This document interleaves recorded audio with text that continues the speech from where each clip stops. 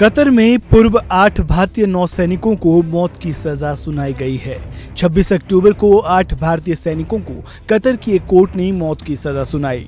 इन पूर्व सैनिकों पर जासूसी के गंभीर आरोप लगे हैं। इन 8 नामों में captain Navtej Singh Gill, captain Saurabh Vashisht, captain Virendra Kumar Verma, commander Purnendu Tiwari, commander Sugunakar Pakala, commander Sanjeev Gupta, commander Amit Nagpal, नाविक रागेश का नाम शामिल है।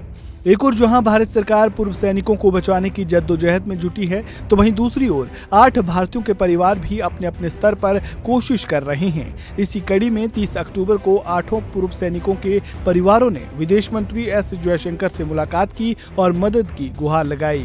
परिजनों ने जासूसी के आरोपों को सिरे से खारिज किया है। परिवारों का कहना है कि वे तो कतर में बस नौकरी कर रहे थे, उन लोगों को जासूसी से कोई लेना देना नहीं था।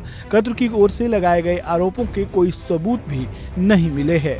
उन्होंने कहा, 8 पूर्व भारतीय नौसेना अधिकारी इजराइल के लिए जासूसी में शामिल नहीं थे। वे कतर की नौसेना बनाने और उस देश की सुरक्षा का निर्माण करने गए थे। वे कभी जासूसी नहीं कर सकते। कतर की ओर से कोई आरोप या आरोपों का सबूत नहीं है। 8 नागरिकों के परिवारों ने कहा, दहरा ग्लोबल में काम करते समय उनमें से कोई भी किसी सबमरीन प्रोजेक्ट से नहीं जुड़ा था।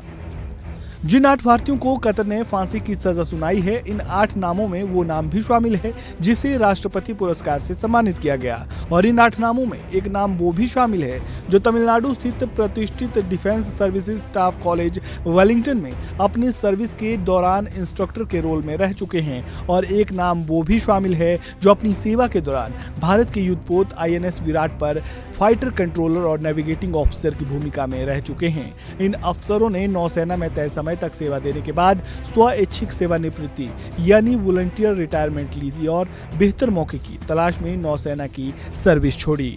भारत के पूर्व अधिकारी पिछले कुछ सालों से कतर के नौसेना अधिकारियों को ट्रेनिंग दे रहे थे। प्राइवेट सिक्योरिटी कंपनी अल दहरा ने एक समझौते के तहत कतर की नौसेना को प्रशिक्षण देने का अधिकार प्राप्त किया था। वो Al Dahra global technologies and consultancy services के लिए काम कर रहे थे। मीडिया रिपोर्ट्स के मुताबिक प्रमुख भारतीय युद्धपोतों की कमान संभालने वाले सम्मानित अधिकारी जिस कंपनी के लिए काम कर रहे थे, वो एक निजी फर्म है। वो कतर के सशस्त्र बलों को प्रशिक्षण और संबंधित सेवाएं प्रदान करती हैं। उसका स्वामित्व रॉयल ओमानी वायुसेना के एक सेवानिवृत्त स्क्वाड्रन लीडर के पास है। उन्हें भी 8 भारतीयों के साथ गिरफ्तार किया गया था, लेकिन नवंबर में उन्हें रिहा कर दिया गया।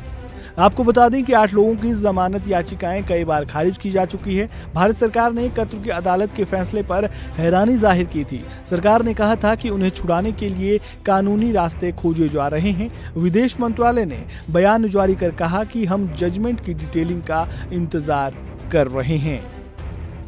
इस खबर में फिलहाल इतना ही। ताज़ा अपडेट के लिए बने रहें वन इंडिया हिंदी के साथ।